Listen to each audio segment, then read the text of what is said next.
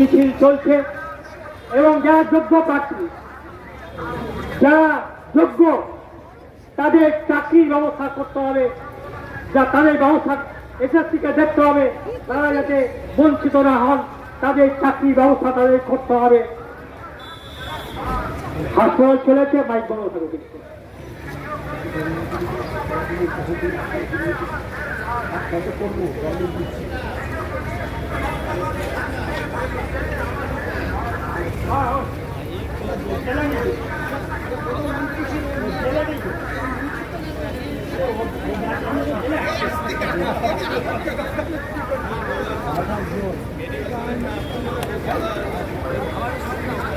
নিয়ে দিত জড়িয়ে চুমু চুমু যাচ্ছিলে অফিসে সবাই দেখলো তো, দেখে ওই সব দেখেই বলছে এরা মস্তি করছে, বাইক নিতে বলো বলে ফোন লাগিয়ে দিয়েছে দুজনকেই।